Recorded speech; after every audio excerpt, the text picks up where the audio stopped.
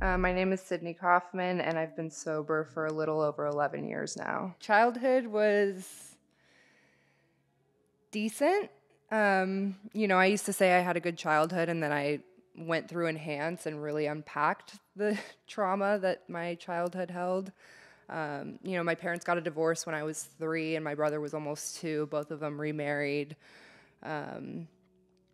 And my dad is a cop, and I always had problem with authority, so him and I would go back and forth constantly and fight. And there was some sexual abuse trauma in my childhood, which is a big reason why I drank. And I'm sure I'll get into that later. But, aside from that, I think both my parents did the best that they could with what they had at the time. But, there's definitely trauma there, as with most addicts and alcoholics.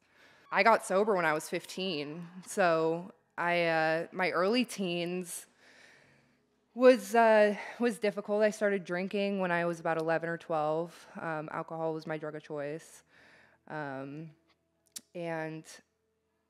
I remembered I wasn't one of the quote unquote lucky ones who forgot about their childhood sexual trauma. And I remember when I drank for the first time, I had blacked out. And when I when I woke up the next day, I first of all thought that blacking out was normal. I thought that that's why people drank and that was the effect that alcohol produced, and it was completely normal. And I loved it about alcohol because it made me get to escape reality and not think about what had happened in my childhood, essentially. It was it was interesting. I was with one of my best friends at the time, and there was never alcohol in my house growing up. Both my parents got sober before I was born. But many of my friends had parents who drank, whether it was alcoholically or like a normie. And I was at my best friend's house, and we were about 11 or 12 years old, and we found gin in the freezer, and she mixed it with Pepsi, and it was disgusting.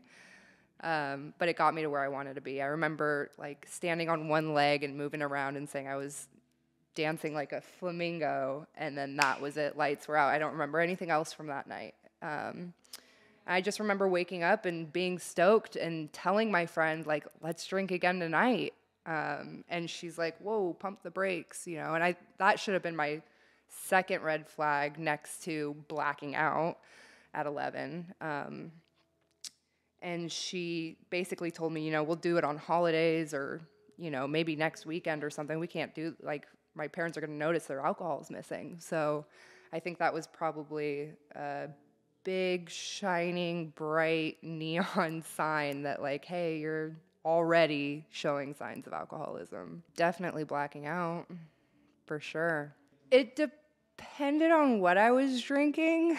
Sometimes I would lock myself in somebody's bathroom and sob for hours with a bottle of alcohol, and then other times I'd be fighting people and I was really mean or aggressive, and other times I was lovey-dovey. There was really no, like, this is how Sydney is when she drinks. Like, you didn't know who you were gonna get. It was just not this Sydney. Absolutely. I mean, I've been depressed for as long as I can remember. I really struggled in school.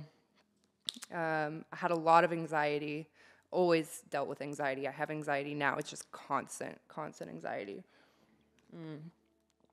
But it wasn't until I went through Enhance that I was like officially diagnosed with a slew of mental health issues. Yeah, like I said, I consider myself really lucky. I think I had a relatively high bottom. I got sober at 15. So I had only been drinking for, about 3 to 4 years at that point, and I don't think that I was drinking enough to experience any DTs or withdrawals like that. I worked in treatment for 7 years, so I saw some really heavy, gnarly alcohol detoxes, and I didn't go through anything like that. I didn't have the shakes or anything. So I consider myself very fortunate because I feel like my bottom was relatively high. And I've used that as a means of trying to convince myself that I'm not really an alcoholic, but I know that I've earned my seat in the rooms, no matter where my bottom was. Probably just stealing from like Rite Aid or wherever we would go. We would just, run out of there with a case of beer or whatever it was, a bottle of vodka or Jaeger. Um, Manipulating our friends' parents into buying us alcohol and, it's just stuff like that, stupid teenage stuff. Rock bottom for me was at 15 was getting caught again. By that point, blacking out wasn't enough and it wasn't doing it for me. I was also a cutter. And my brother had seen the cuts on my wrist and gone to my mom and said, crying, saying, Sydney is hurting herself and she needs help. And, as I was getting out of the shower one day, my mom saw my arm and confronted me about it, and I told her it was none of her business. I didn't think that she understood. And one thing led to another, and she ended up reading my journal, which had everything in it from the time I was 12 to 15 years old. Because when I was drinking, I shut everyone out. My mom had been my best friend my whole life, but in my addiction, I stopped talking to her and stopped letting her in, but I needed some sort of an outlet, and I always journaled, and she read that journal of mine. And my mom got sober at 14, and so, she'll have 40 years this year on Halloween. And so she immediately knew what to do and pulled me out of my school and got me into continuation, put me in a gym because I was struggling with an eating disorder, and got me on a healthy eating regimen. And I didn't want to do AA initially because I'm an atheist, so she got me into Smart Recovery, which I think I really needed to kickstart my recovery.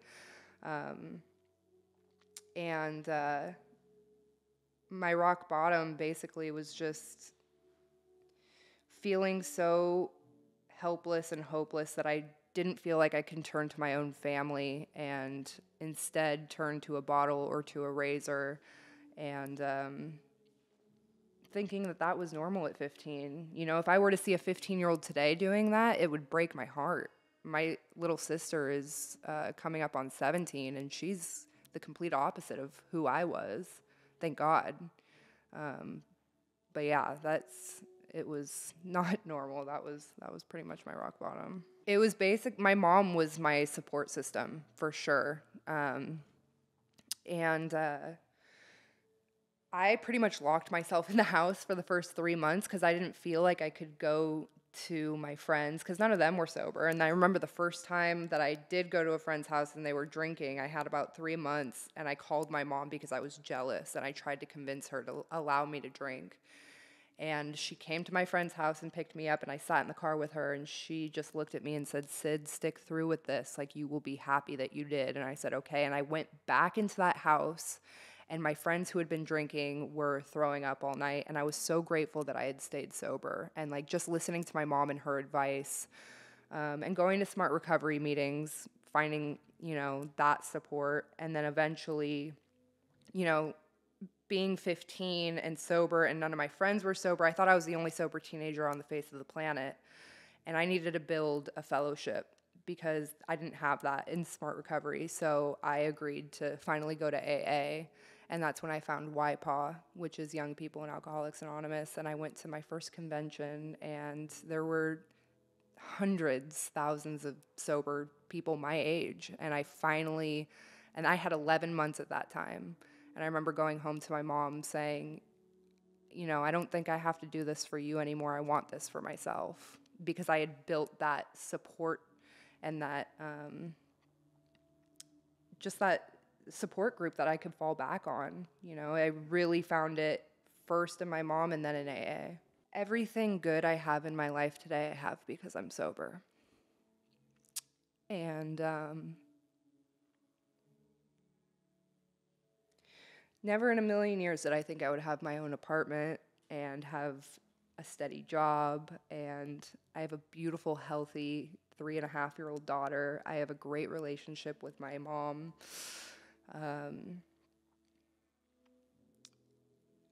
I don't just feel like I'm surviving anymore. I feel like I'm living because of recovery. And so many times I wanted to throw in the towel and quit. When I had almost 3 years, my little brother was murdered, and I felt like that was the perfect excuse to go out and start drinking, and nobody would even bat an eye because, of course, going through something like that is awful. And I think a lot of people turn to substances after something heavy like that, but I stayed sober through that, and I would have missed out on so much because my life today is big and beautiful, and I like who I am, and I'm proud of myself, and that's all with the help of AA, the 12 steps, the fellowship, Enhance, because I went there with 9.5 years sober for mental health reasons, because I was ready to throw in the towel. I didn't, at almost 10 years sober, I kept thinking, what's the point? And they helped to remind me what the point of all of this was.